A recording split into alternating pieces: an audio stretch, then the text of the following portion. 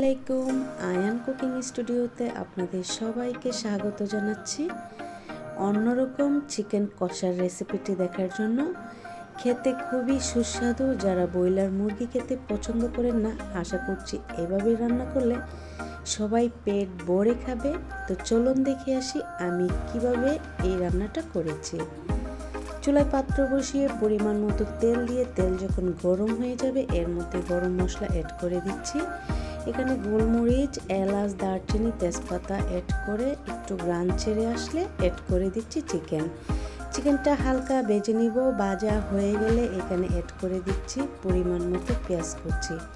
এখানে পেঁয়াজের পরিমাণটা আপনারা কম বেশি বাড়িয়ে দিতে পারেন। আর দিয়ে দিচ্ছি আদা এবং রসুন বাটা 2 টেবিল চামচ পরিমাণ দিয়ে এটাকে খুব ভালোভাবে নেড়ে ছেড়ে এটাকেও হালকা ভেজে নিব।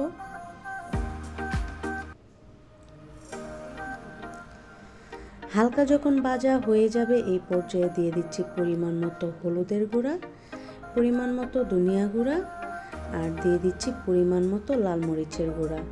এখানে আপনারা মশলাটা আপনাদের প্রয়োজন মতো দিয়ে দিবেন। আর দিয়ে দিচ্ছি স্বাদ মতো লবণ দিয়ে এখানে আমি টালা জিরা গুঁড়া দিয়ে দিচ্ছি 2 টেবিল চামচ পরিমাণ দিয়ে খুব ভালোভাবে নেড়ে চেড়ে কিন্তু এভাবে কিছুক্ষণ মাংসটাকে ভেজে নিব। আর এই পর্যায়ে দিয়ে দিচ্ছি একটা টমেটো মাছ থেকে কেটে। আমি এই রান্নার সাথে কিছুটা ভেজিটেবলস অ্যাড করব। খুব ভালোভাবে নেড়ে ছেড়ে আমি এখন অল্প করে পানি দিয়ে ঢাকনা দিয়ে রান্না করব কিছুক্ষণ।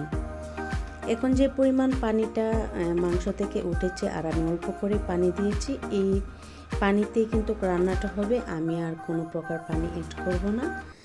আর এই পর্যায়ে চুলার জালটা একদম মিডিয়াম থেকে লো হিটে থাকবে, এর বেশি না। তো কিছুক্ষণ কষানোর পর এখানে আমি অ্যাড করে দিচ্ছি একটা আলু, মিষ্টি কুমড়া আর কাঁচামরিচ দিয়ে দিচ্ছি শিমের বিচি। আমি এখানে একটা নাগামরিচ ইউজ করেছি।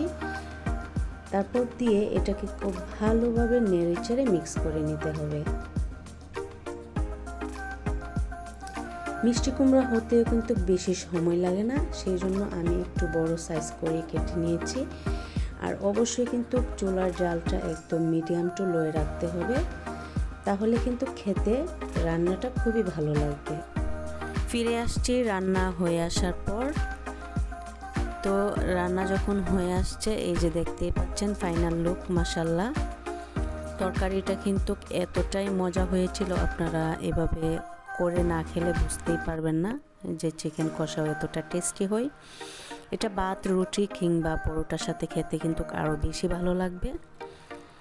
তো আমি আপনাদের ভাত দিয়ে সার্ভ করে দেখিয়ে দিচ্ছি। মাশাআল্লাহ, খুবই টেস্টি হয়েছিল।